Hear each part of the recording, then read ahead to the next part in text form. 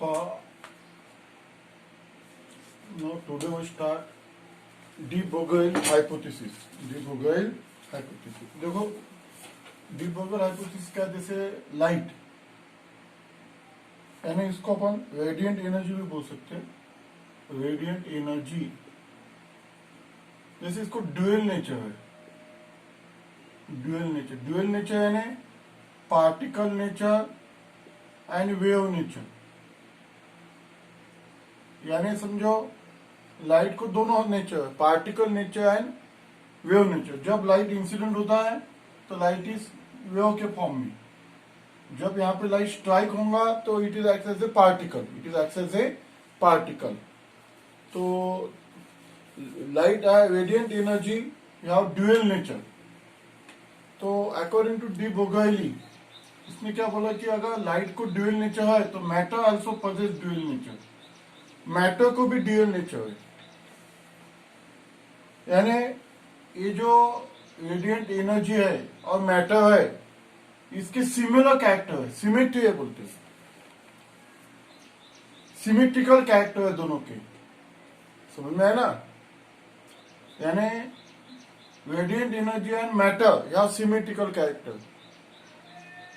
जर लाइटला dual nature असेल, wave nature आणि पार्टिकल नेचर, आपण पाहिलं व्हिजन्स होते, light is propagated in the form of waves, तसं पार्टिकल नेचर ही आहे रेडियंट एनर्जीला। जर लाइटला जर ड्युअल नेचर असेल, रेडियंट एनर्जीला जर ड्युअल नेचर असेल तर मॅटरला सुद्धा ड्युअल नेचर असते, असं that is known as the de Broglie hypothesis. इसको बोलते डी ब्रोगली हायपोथेसिस। मैटर म्हणजे इलेक्ट्रॉन, जैसे इलेक्ट्रॉन है, अभी तक अपने को ये मालूम है कि electron revolve in a circular orbit, लेकिन इसका बोलना है कि ऐसे इलेक्ट्रॉन घूमता है, दैट इज वेव। इसकी वेवलेंथ इलेक्ट्रॉन की, that is known as a de Broglie wavelength. इसको मैटर वेव भी बोलते। तो देखो ये वेव है, तो देखो de Broglie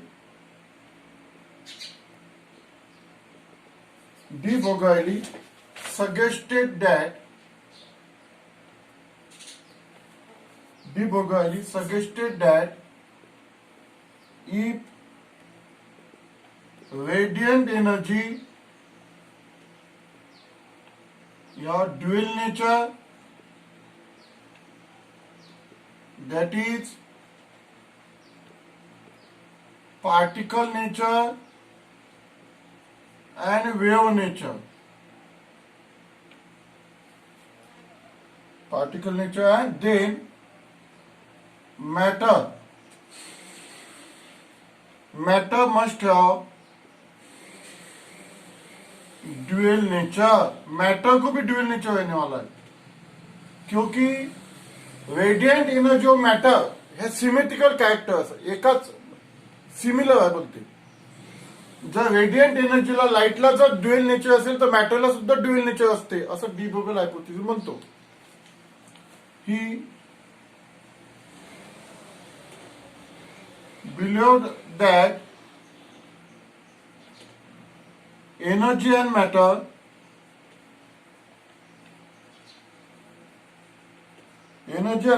must have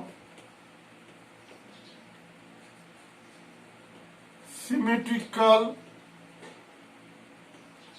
character, तो this is known as a de Broglie hypothesis. म्हणजे एनर्जी, रेडियंट एनर्जी एंड मैटरला सिमेट्रिकल मैटर है, सेम है वो। अगर एनर्जी को ड्यूअल नेचर है तो मैटर को भी ड्यूअल नेचर रहने वाला है, particle nature and wave nature. तो that is known as a de Broglie hypothesis. तो एक्सप्रेशन देखेंगे अभी इसका, डी ब्रोगली हाइपोथेसिस का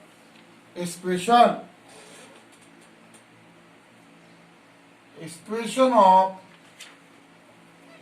डी ब्रोगली वेवलेंथ का एक्सप्रेशन निकालेंगे, expression of de Broglie wavelength, ठीक है। Expression of de Broglie wavelength. तो according to Planck's quantum theory, according to Planck quantum theory, energy of proton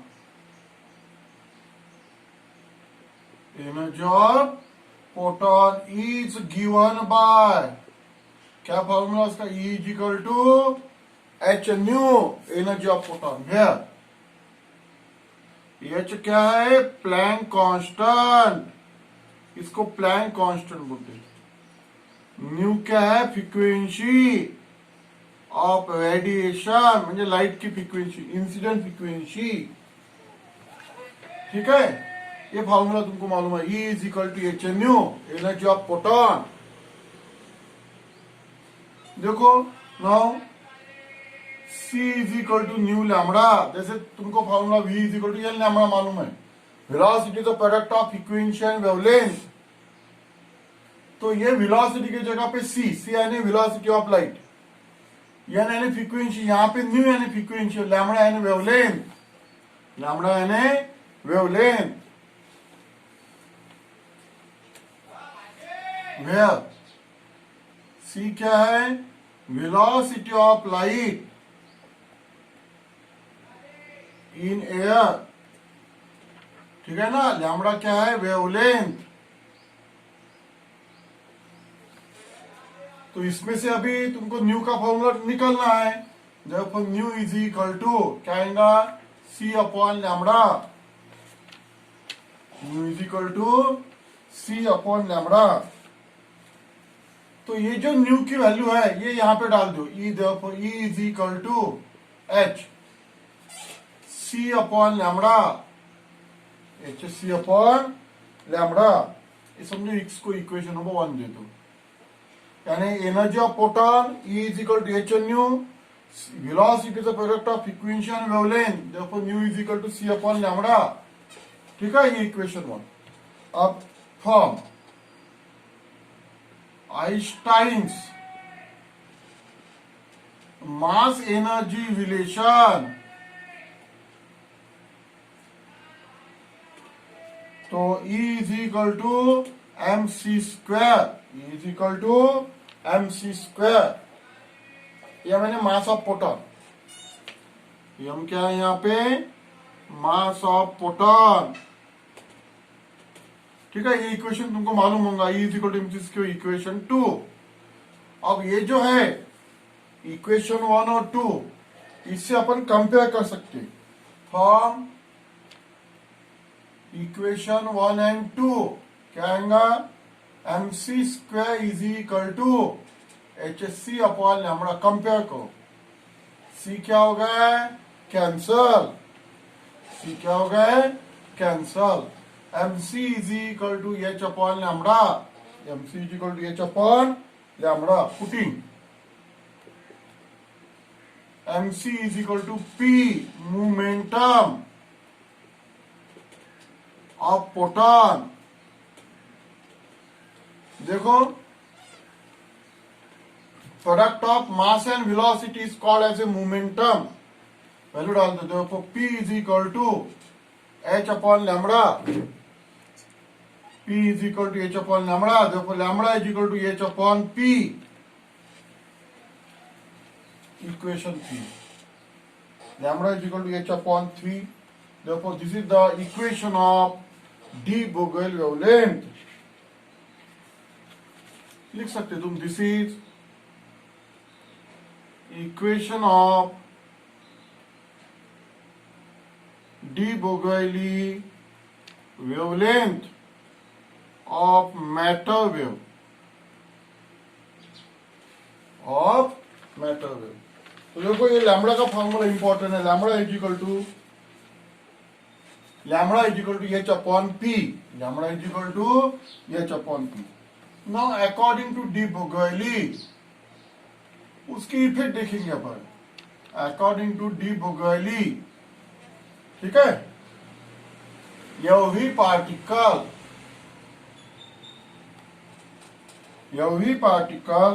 moving particle होना, यानी जो मोशन के अंदर है, every particle, moving particle is associated with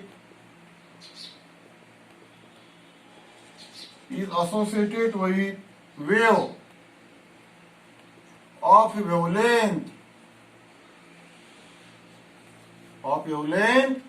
given by lambda is equal to H by P. यानी जो particle motion के अंदर है, समझ में है ना, और वो वेव प्रोड्यूस कर मैटर, पार्टिकल यानी matter, lambda is equal to H by P. यानी इसको अपन ऐसे भी लिख सकते हैं, एम वी पार्टिकल का, देखो वो पोटॉन का फॉर्मूला था, पोटॉन का स्पीड वेलोसिटी ऑफ लाइट, देखो P यानी मास इंटू वेलोसिटी एच। अगर V अपन ने 0 ले लिया, ये 0 ले लिया, तो एच अपॉन 0 यानी इंफिनिटी, लैम्बडा शुड भी क्या आ जाएंगी, लैम्बडा शुड भी इंफिनिटी एच। अगर V इंफिनिटी ले लिया, देखो लैम्बडा शुड भी 0, या अगर इंफिनिटी ले लिया, एच अपॉन इंफिनिटी यानी लैम्बडा की वैल्यू 0 हो जाएंगे। Therefore, matter wave are associated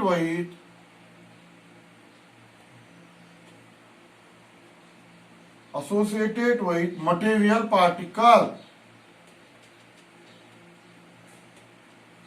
Material particle only they are moving.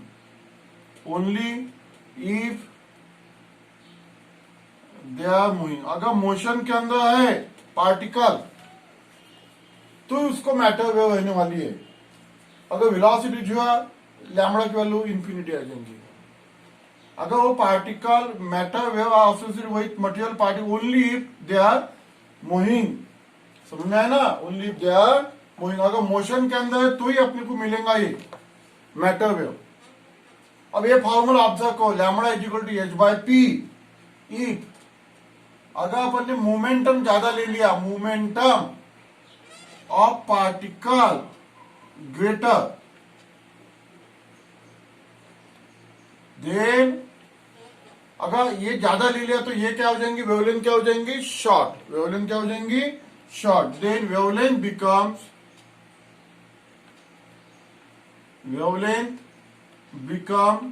Shorter, wavelength becomes shorter. So this is the expression of de Broglie wavelength. This is the expression of de Broglie wavelength. Lambda is equal to h by p. Lambda is equal to h by p. तो अभी देखो उसका आखिरी का particle de Broglie wavelength of charge particle, यानी तुम electron भी बोल सकते हो, ठीक है ना। D Broglie wavelength of charge particle. देखो अभी चार्ज पार्टिकल की वेवलेंथ का फॉर्मूला निकालना है, जैसे इलेक्ट्रॉन की वेवलेंथ निकालना अपने को। इलेक्ट्रॉन जैसे सर्कुलर ऑर्बिट में घूमता है तो ये मैटर वेव बन गई, इलेक्ट्रॉन एज ए मैटर, तो ऐसे ये मैटर वेव बन गई है। तो उसके अभी ये निकालना है, डी ब्रोगली वेवलेंथ निकालना है, ठीक है। तो पहले particle, consider a particle of mass m, ठीक है, moving with velocity v, moving with velocity v,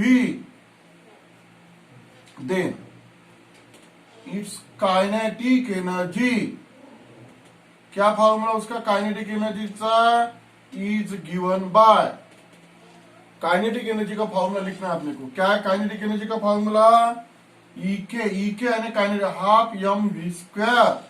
this is the expression of kinetic energy. Particle त्याचं मास आहे small M, moving with velocity v, then it's kinetic energy is given by, इसमें से v निकालना है। देखो v square is equal to twice EK upon M. EK म्हणजे this is symbol of kinetic energy, समझ में है ना। फिर इसमें से v क्या निकल जाता है, v is equal to under root of twice EK upon M, equation number 1। तो this is the expression of speed, this is expression of speed. उसके बाद में फॉर्म डी ब्रोगली रिलेशन। क्या है de Broglie relation? Lambda is equal to H by P. Lambda is equal to P म्हणजे momentum, mass into velocity. अब ये lambda की value डाल देंगे अपन, एच अपॉन एम, ठीक है, इंटू ये वी की वैल्यू डाल देंगे अंडर रूट, ये वी है यहाँ पे 1 अपॉन वी है तो उल्टा बन जाएगा ये एम अपॉन ट्वाइस ई के, ये बन गए formula. Substitute value of V from equation 1, ठीक है। अब इसको सॉल्व करेंगे अपन। इसको कैसे सॉल्व करेंगे? एच, ठीक है, अंडर रूट। देखो यम जो है ना ये अंदर ले लेंगे, यम अंदर ले लिया तो क्या बन जाएगा ये यम स्क्वायर ट्वाइस ई के, समझ में आया ना। इसके रूट के अंदर ले लो तो एक यम क्या हो जाएगा कैंसल। देखो lambda is equal to H upon under root, M cancel हो गया, ट्वाइस यम ई के, ये फॉर्मूला बन गया अपना। वेवलेंथ डी ब्रोगली वेवलेंथ का फॉर्मूला बन गया ये, समझ में आया ना। It is expression of de Broglie wavelength. अब देखो समझो एक चार्ज पार्टिकल है, ठीक है, समझो ये प्लेट है, इसके ऊपर मैंने पॉजिटिव पोटेंशियल दे दिया, इसके ऊपर निगेटिव, एक चार्ज पार्टिकल इसमें से जा रहा हो, चार्ज पार्टिकल की उसका चार्ज है, वी इसका पोटेंशियल डिफरेंस है, कैपिटल वी क्या है? पोटेंशियल डिफरेंस, ठीक है। कंसीडर पार्टिकल ऑफ चार्ज, ये डायग्राम नहीं निकालना, ये समझ लो पहले। ऑफ चार्ज क्यू, एक पार्टिकल उसका चार्ज क्यू है, एक्सीलरेटेड थ्रू पोटेंशियल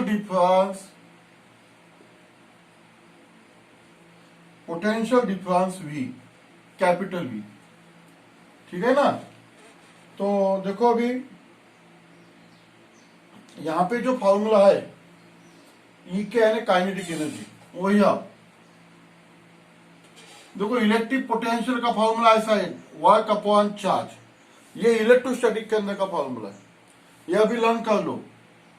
वी यानी इलेक्ट्रिक पोटेंशियल, वर्क यानी एनर्जी, क्यू यानी चार्ज। अब इसमें से therefore work is equal to V into Q, ये फॉर्मूला बन गया। अब वर्क, ये जो वर्क है, this work is stored in the form of kinetic energy, therefore E K is equal to V into Q. तो ये जो फॉर्मूला है, ये फॉर्मूला देखो, ये इसका जो कंसेप्ट है इलेक्ट्रिक पोटेंशियल, ये तुमको इलेक्ट्रोस्टैटिक के अंदर है, ये अभी तुम डायरेक्ट फॉर्मूला लर्न करो। तो वर्क यानी एनर्जी, यहाँ पे एनर्जी यानी काइनेटिक एनर्जी, ये जा रहा, it is this work is stored in the form of kinetic energy. ये चार्ज है, ये इलेक्ट्रिक पोटेंशियल है, दो प्लेट के अंदर समझो, ये यहां से जा रहा, तो उसके अपने को वेवलेंथ निकालना है, मैटर वेव निकालना है, मैटर वेव की वेवलेंथ निकालना है। अब ये जो फॉर्मूला है वो फॉर्मूला अपने को इक्वेशन 1 में डालना है, देखो इक्वेशन 1 बिकम्स, क्या आएगा इक्वेशन 1? वो जो फॉर्मूला था कौन था? Lambda is equal to H upon under root twice M into E K था ना, तो ई के का फॉर्मूला दो वी इंटू क्यू, ये फॉर्मूला डाल दो, ठीक है। नाउ अब इलेक्ट्रॉन, यम की जगह पे यम ही लिखो, यम यानी मास ऑफ इलेक्ट्रॉन, यम यानी मास ऑफ इलेक्ट्रॉन, और क्यू यानी E charge on electron, M यानी मास ऑफ इलेक्ट्रॉन, ये वैल्यू डाल दी इसके अंदर। तो क्या आएगा? Lambda is equal to H upon under root twice M E into V into E, ऐसा फॉर्मूला है ये फॉर्मूला। ई की जगह पे वी क्यू डाल दो, क्यू यानी चार्ज ऑन इलेक्ट्रॉन, ओ ई है, एम की जगह पे एम ही लिखो, समझ में आया ना। तो दिस इक्वेशन, ये जो इक्वेशन है इसको समझो, अभी तुम इक्वेशन दो दो, this equation gives equation 2 gives wavelength d Broglie wavelength.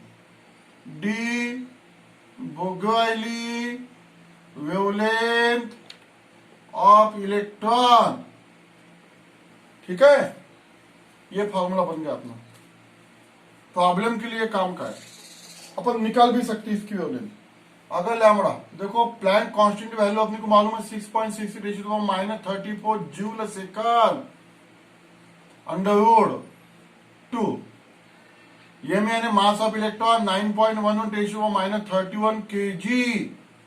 यानी charge on electron 1.6 × 10⁻19 coulomb into V. समझ में आया ना.